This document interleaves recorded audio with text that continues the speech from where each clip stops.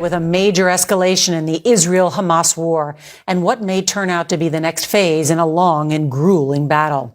Two U.S. officials tell CBS News that Israel appears to have begun a rolling start to its long-anticipated ground invasion of Gaza.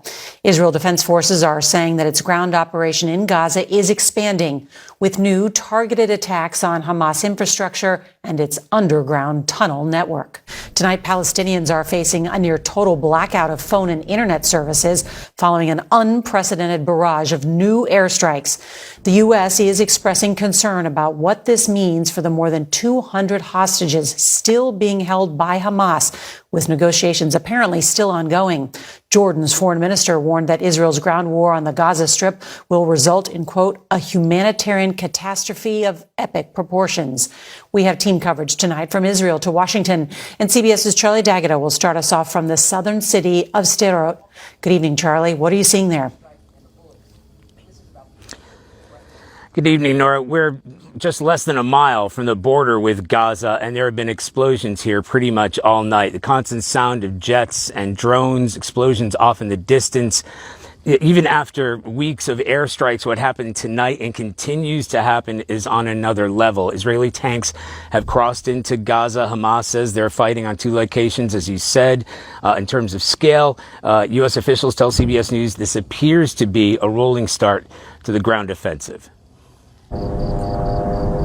The skyline over Gaza City lit up in the most ferocious and sustained bombardment the territory has seen since the Israeli military unleashed its aerial assault on Hamas militants nearly 3 weeks ago.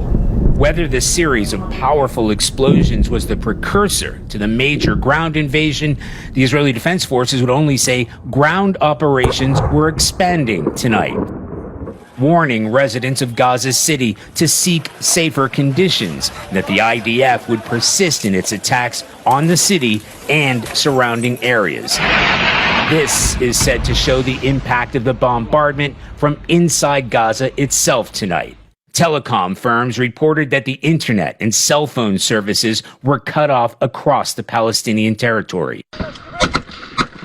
Today's heavy bombardment follows 2 nights of raids as Israeli troops went on the offensive by land and sea.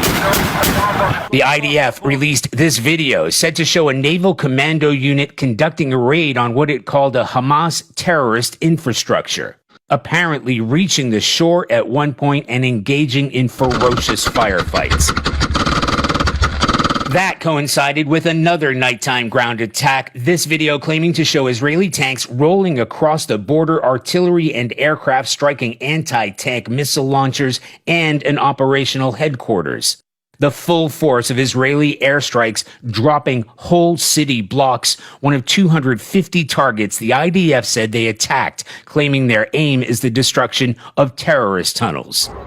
Hamas also striking back, sending a volley of rockets into Israel, some of which got through the country's Iron Dome missile defense system, even hitting Tel Aviv, resulting in a few injuries. Whether or not a full-scale invasion has begun tonight, Israel says it remains committed to returning hostages held in Gaza during almost 3 weeks of warfare. And Charlie D'Agata is back with us, and we can hear some of those airstrikes and bombing near where you are. So, Charlie, what are you hearing from the Israeli government tonight? Yes, Nora, a senior advisor to the prime minister said tonight this isn't just another round of fighting. Hamas will pay for its crimes against humanity, and tonight we're starting that payback. In his words, Hamas will feel our wrath tonight. Nora? Charlie D'Agata in Sderot. Well, tonight, the UN General Assembly adopted a resolution calling for a humanitarian truce in Gaza. 45 countries abstained, 14 countries voted against it, including the United States. Israel says a pause or ceasefire would only benefit Hamas. CBS's Deborah Patta reports on the crisis in Gaza. It's hard to imagine just how bad things could get when already for the past 3 weeks, the images have shown one hellscape after another. Gaza is fast running out of fuel, water and medicine. Today, 10 aid trucks crossed into the territory, a drop in the ocean compared to the 500 that used to enter Gaza every single day. The United Nations now warning of possible war crimes, saying it's deeply concerned about the collective punishment of the people of Gaza following the atrocious attack by Hamas, which it's also labelled a war crime. Massive destruction. Our CBS producer Marwan Al-Ghul, who's been reporting from inside Gaza since October 7, sent us this message. More death and more victims. Everybody knows that this area is high population, maybe the most high population all over the world. Day after day, Israel's bombardment of Gaza has been relentless. Amidst the ash and the dust, gut-wrenching grief is everywhere. This man lost his wife and 4 children. The grief so raw as he rocks his baby boy, who is just 2.5 months old. What did he do? He wails. Did he kill anyone? Did he kidnap someone? There are 229 men, women and children still being held hostage inside Gaza. Hamas has claimed 50 have already been killed in Israeli war strikes, a claim we cannot independently verify.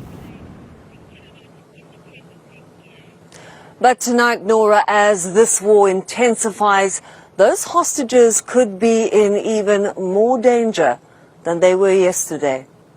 Deborah Patta, thank you.